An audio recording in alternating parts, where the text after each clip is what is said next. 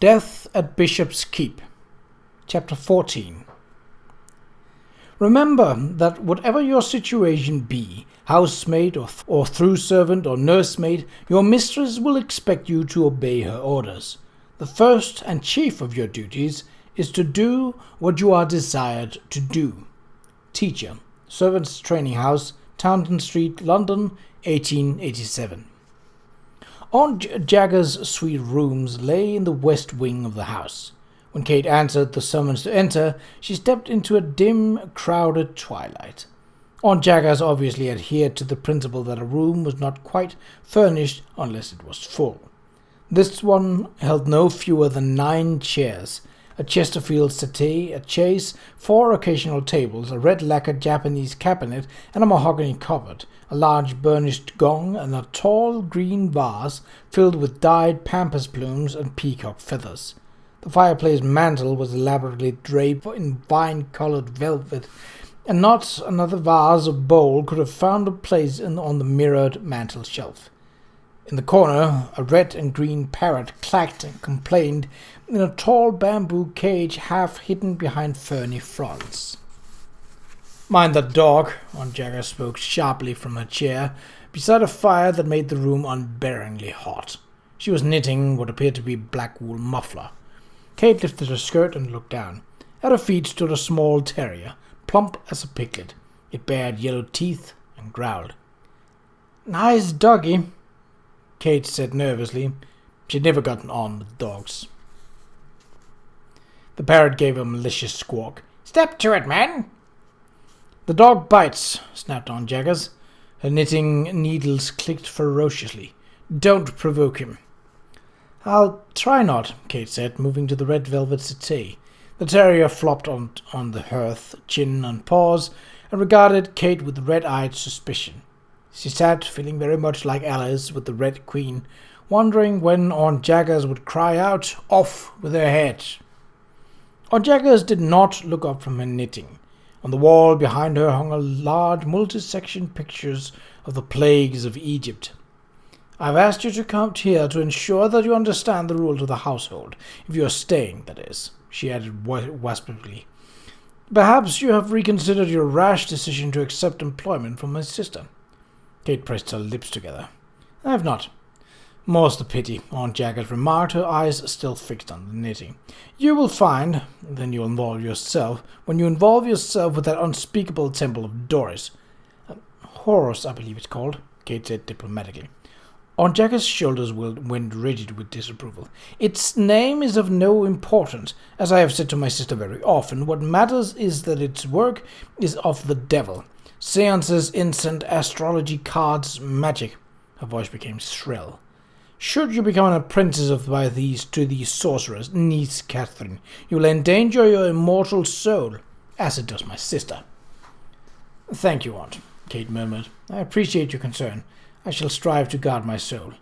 "Don't be sarcastic, miss. It is unbecoming. You will not get on in the world that way." "No, Aunt," Kate said humbly. "To your post!" snapped the parrot. "Attention!" These military orders were followed by a silence, broken only by the furious clicking of needles and the terror-asthmatic wheezing. After a moment, Aunt Jaggers dropped her knitting into her lap. "My sister has expressed her belief that your Ardleigh kinship raises you above the level to which your occupation consigns you. I do not concur, but my opinions clearly have no weight. You should nevertheless be aware of the conditions of service in this household. God has given the young, malleable hearts of the servants into my trust," she added with passionate intensity, "and it falls to me to see that they perform the duties for which he has fitted them." "Damnation!" the parrot remarked amiably. "Rule Britannia!" Aunt Jaggers got up and threw a velvet drape over the parrot's cape. The bird subsided with a surly cluck. Sitting down, she said, "We observe the Sabbath strictly. No hot meals, no hot water, fires only in winter, prayers each mornings of the week at 6:30 in the back parlour. No jam, butter, tea, sugar, and most especially beer are permitted to the servants. In these practices I am supported by the young servant's own book, which warns against excessive eating and drinking." She reached for a well-worn book on the table beside her, opened it to a marked page, and began to read. Eating too much is bad for the health, and drinking too much leads to misery. It is not wise for servants to accustom themselves to drink strong tea with a great deal of sugar, for, should they have to buy it themselves, they will find it very expensive to do so.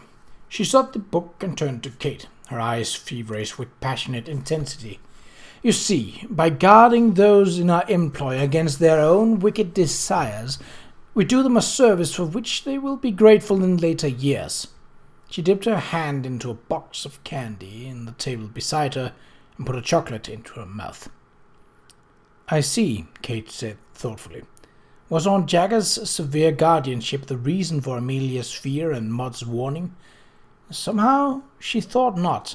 Her own earlier employer had been almost as strict, without any noticeable effect on the servants. No, if the servants' fear and bitterness were directed at Aunt Jagger's, it flowed from some other source, darker and more deep than mere resentment. The terrier had fallen noisily asleep, and Aunt Jagger's voice became hoarsely sententious against the background of its snore. It is our duty to reprove and correct those in our employ, and to guard them from their own natural inclinations to become apprentices of misrule. That, of course, she added, but not as an afterthought, is why the reading of novels is prohibited. In other circumstances, Kate might have laughed. Now, seeing Aunt Jagger's face, her upper lip beaded with sweat, she knew this was nothing to laugh about. You do not deem novels fit reading? She ventured cautiously. A sign of moral depravity, Aunt Jaggers replied firmly. Witness this teaching from the Christian Miscellany and Family Visitor. She took a booklet from the table, adjusted her glasses, and again began to read out loud. Novel reading tends to inflame the passions, pollute the imagination, and corrupt the heart. It frequently becomes an inveterate habit, strong and fatal as that of a drunkard. In this state of intoxication, great waywardness of conduct is always sure to follow. Even when the habit is renounced and genuine reformation takes place, the individual always suffer the cravings of former excitement. A horrible fate, Kate murmured, thinking of Beryl Bardwell's embryonic story in the writing desk in her room upstairs, through which she fully intended to intoxicate the imaginations and inflame the passions of her readers. She would have to be more careful to conceal the evidence of her moral depravity. Aunt Jaggers lowered the booklet and fixed glittering eyes upon Kate. I trust that you will agree to do as I desire out of courtesy, if not out of strict requirement. I thank you, Kate said, for communicating your concerns to me. She took a deep breath. A lie would finish this unpleasant business in an instant. Was it honesty or sheer stubbornness that made her so contrary? But I cannot keep to a rule made by another, she said, when I would not make the same rule for myself. Aunt Jaggers took her glasses off and stared at Kate. Impertinence! Kate bowed her head. I do not intend it so, Aunt, but I do plead guilty to candor. Aunt Jaggers' thin lips pursed into a knot. You will reap the wages of your transgression. Kate stood. I dare say, Aunt, she said, and walked to the door. As she closed behind it, she heard the parrot squawk again. God save the Queen!